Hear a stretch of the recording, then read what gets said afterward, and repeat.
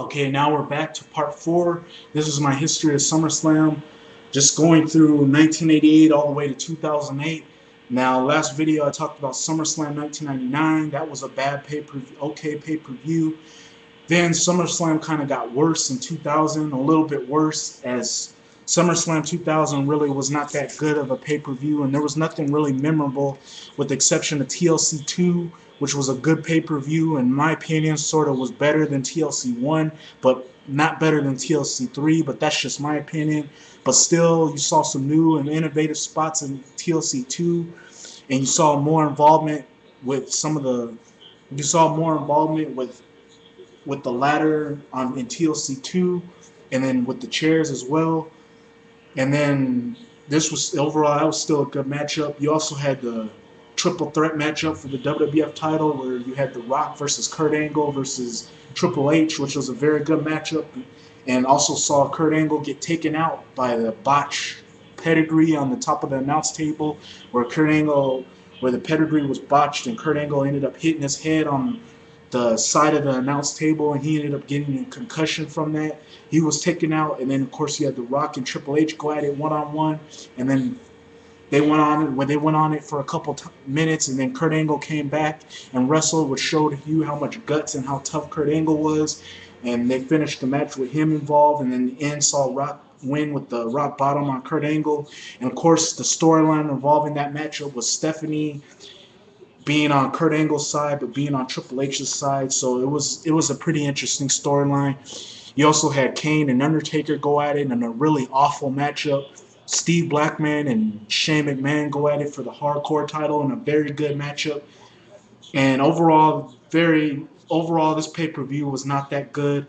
I sort of give this pay-per-view a thumbs in the middle, as there was some stuff that was good on this pay-per-view, but nothing really memorable. So thumbs in the middle, as this pay-per-view was all right.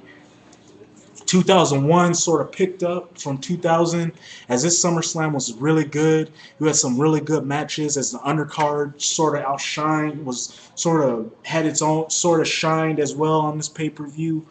You had Jeff Hardy against RVD in a really good ladder match. That was an entertaining ladder match, and you saw Jeff Hardy just break his body in that matchup. X-Pac and Tajiri was a really good matchup, which showed how underrated of a wrestler Tajiri was and how underrated X-Pac was around this time. You had Chris Jericho and Rhino in a very good underrated matchup, which those two put on a classic, and saw involvement with Stephanie McMahon get involved in that matchup. You had Booker T against The Rock, which was a very good matchup. You had Stone Cold Steve Austin and Kurt Angle go at it for the WWF title. That was a pretty good matchup. Well, probably one of the best matches of that year. And the only gripe about that matchup, and I guess many other people have a gripe about that matchup, was the fact that the DQ ending of that matchup, as many people were hoping for a clean finish, but that match did sort of set up the rematch at Unforgiven, where Kurt Angle finally beat Austin, but still it was a good matchup nonetheless. Of course, you had the other matches on that card. That there was one bad matchup, and that was the Undertaker and Kane versus Canyon and DDP, where Undertaker and Kane completely buried Canyon and DDP, made them look like complete jobbers. Just a truly awful matchup, terrible matchup. But overall, this was a very good pay-per-view. I highly enjoyed it. There was other couple stinkers on this matchup, but if you can get over that, this was still a very good pay-per-view. Probably one of my favorite SummerSlam pay-per-views, as it lived up to the hype. Give this pay-per-view 2 thumbs up. 2002 sort of picked up even more, as this SummerSlam was really good. There was some feuds that got settled and feuds that started on this pay-per-view. You had Shawn Michaels and Triple H in an unsanctioned matchup. Really, this was a very good matchup, and it just showed that Shawn Michaels can still go in the ring, and that he never missed a beat. You had Brock Lesnar and The Rock in a very underrated matchup that many people tend to not talk about that much, mainly because of how short it was, but still this was a very good matchup for what it was, and it led up the hype for this matchup. The hype was what it was. Of course, you had Chris Benoit and RVD go at it for the Intercontinental title. That was a very good matchup.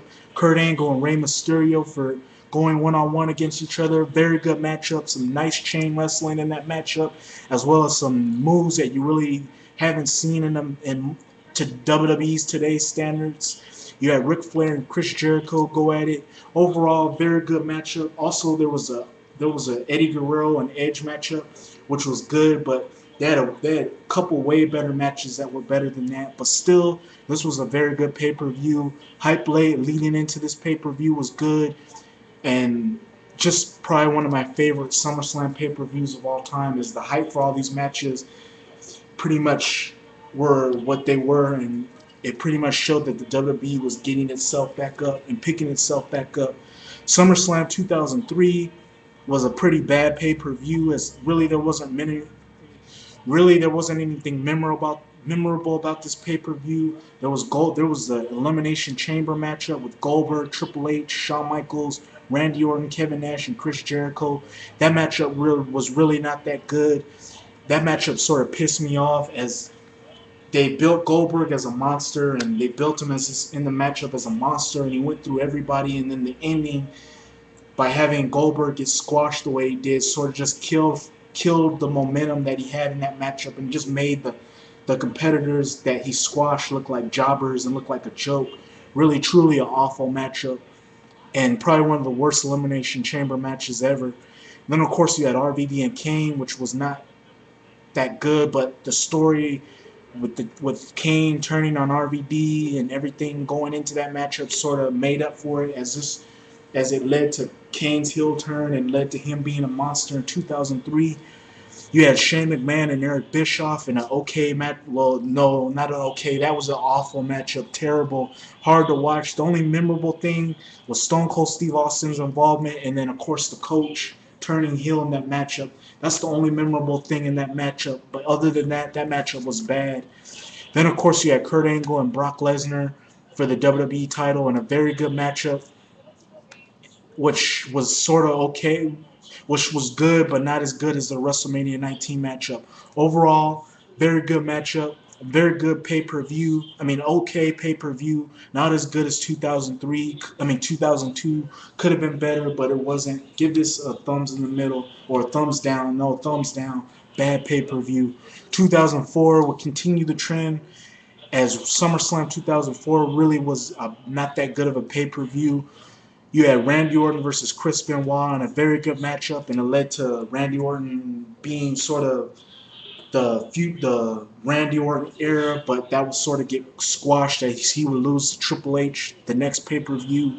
You had Kurt Angle and Eddie Guerrero go at it, and then, of course, you had the awful JBL Undertaker matchup for the WWE title. Overall, there was nothing as a note on this pay-per-view. Just a bad pay-per-view, and overall, nothing good to write home about. I give this pay-per-view a thumbs down. 2005 sort of picked up, as there were some good matches on this pay-per-view, and these matches led up to their hype. You had Hulk Hogan against Shawn Michaels, which was a good matchup for what it was. Probably Hulk Hogan's best matchup around that time. Shawn Michaels' worst matchup around that time. Overall, Shawn Michaels should have went over in that matchup, and I believe many people agree that he should have.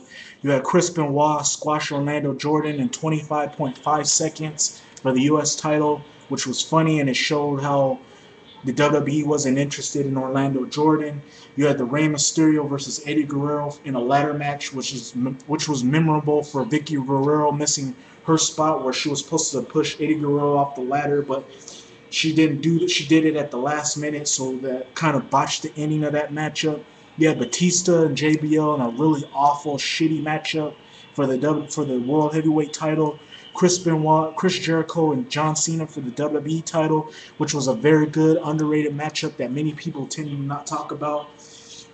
And it just led to a trend of John Cena beating Chris Jericho in every match that they went up against. They went up against each other, and it was a trend that Jericho really never got a victory over Cena. And then, of course, you had Kurt Angle against Eugene. Overall, this was a very good pay-per-view. Not a great pay-per-view, but good for what it was. I give this a thumbs up. 2006 sort of went down, as 2006 was really not that good of a pay-per-view. Stay tuned for part 5 where I go through the rest.